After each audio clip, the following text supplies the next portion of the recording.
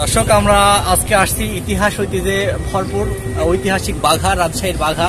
আপনারা অনেকে নাম শুনেছেন, অনেকে হয়তো বা জানেন এই বাঘা সম্পর্কে। আমাদের এই বাঘা অনেক ভাবে বিখ্যাত।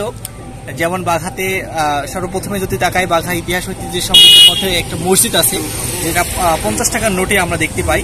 সেই মসজিদটি আরও আছে অনেক কিছু জায়গা। তো আমরা আরেকটা বড় বিষয় যে বাঘা কিন্তু আরেকটা বড় একটা ঐতিহ্যবাহী একটা জিনিস আছে, যেটা আমরা সবাই জেনে থাকি যে রাজশাহীর আম। এটা অনেক বিখ্যাত একটা জিনিস, কিন্তু রাজশাহী পুরো সামগ্রিকভাবে যে আমটা বিখ্যাত তা কিন্তু নয়। রাজশাহীর এই বিখ্যাত আমটি কিন্তু মূলত এই বাঘার এই বিখ্যাত আমটি মূলত সেই ধারাবাহিকতা থাকে আজকের আমাদের এই ভিডিও আম নিয়ে। যেটা বলছিলাম যে রাজশাহীর বিখ্যাত কিন্তু আম, সেই বিখ্যাত আমটা কিন্তু এই বাঘাতে উৎপত্তি। বাঘা পুরোটাই বাঘা জুড়ে কিন্তু আমের একটা ঐতিহ্যবাহী একটা জিনিস হলো আম, যেটা ফল। এটা মৌসুমী যে মৌসুমে এই আর কি আমটা ধরে, বর্তমানে আমরা সেই মৌসুমে আছি। আমরা আর কি দেখাবো যে বাঘার আমটা দেখাবো। আমরা আজকে মূলত দেখাবো যে আমরা জানি যে আম বিভিন্ন রকম হয়ে থাকে, বিভিন্ন রকম আম হয়ে থাকে, কিন্তু আমরা আজকে একটু অন্যরকম একটু আম দেখাবো। একই আম কিন্তু একটু ভিন্ন আঙ্গিকে আমরা আপনাদেরকে দেখাবো। যে এখানে একটা আম, লকনা আম, যেটা আমরা লকনা আম নামে পরিচিত। সেই লকনা আমটা যে ধরছে, কারণ আমরা জানি যে এক একটা ডালে 3টা 4টা 5টা বা এক একটা পোকাতে 2টা 4টা 5টা এরকম আম থাকে, কিন্তু গাছের ডালে, মানে কাঁঠাল যেমন অনেক সময় গাছের ডালে ধরে, ঠিক সেইভাবেই কিন্তু এখানে আমগুলো ধরে আছে। আপনারা দেখলে বুঝতে পারবেন যে একেবারে পেঁপের গাছ যেরকম হয় আর কি।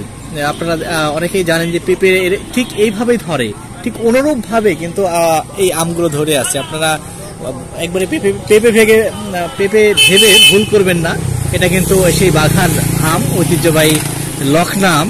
আমরা জানি যে গৃহস্থ বাঁচানোর আম নামে পরিচিত এই লকনা আম। প্রতি বছর যেই গাছে আম আসে, এই জন্যই অনেকেই বলে থাকে যে গৃহস্থরা বাঁচে এই আম লাগানে। যাই হোক, এইরকম একটা আম আপনারা দেখতে পাচ্ছেন। মূলত এই আমটা, এটা হলো ঈশ্বরদী থেকে বাঘা হয়ে বানেশ্বর পর্যন্ত এই রোডটা সম্প্রসারণ কাজের জন্য, রাস্তাটা বড় করার জন্য গাছের মাথাটা আর কি কেটে দেওয়া হয়েছিল। তার পরবর্তীতে আমের গাছে মুকুল আসে এবং তার পরবর্তী থেকে এইভাবে আমটি ধরেছে।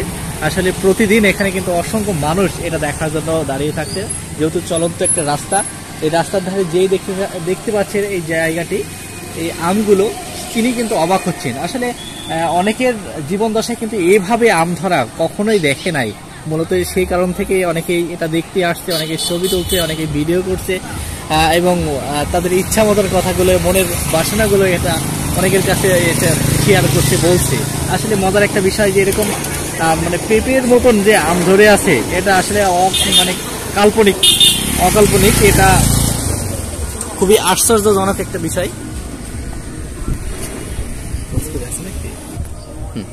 আচ্ছা, যাই হোক, আমরা এই যে এই ভিন্ন রকমের আম ধরা দেখতে এসেছেন, এরকম উৎসুক একজন মানুষের সাথে আমরা কথা বলবো।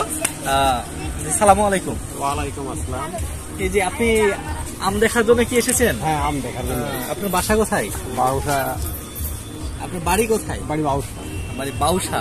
আচ্ছা, বাউসা এখান থেকে অনেক দূরে, প্রায় 20 কিলো। আচ্ছা, আপনার জীবন দশায় কি এরকম কখনো আম ধরতে দেখেছেন গাছে? আমি দেখি। কেমন লাগছে?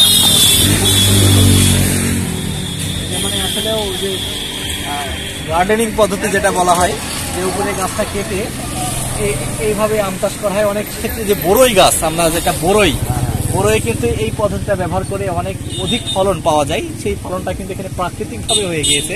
আসলে গাছ মালিক তিনি নিজেও জানেন না।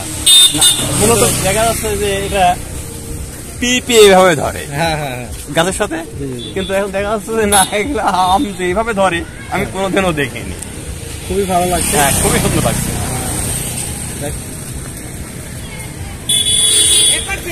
আরো ভালো লাগছে।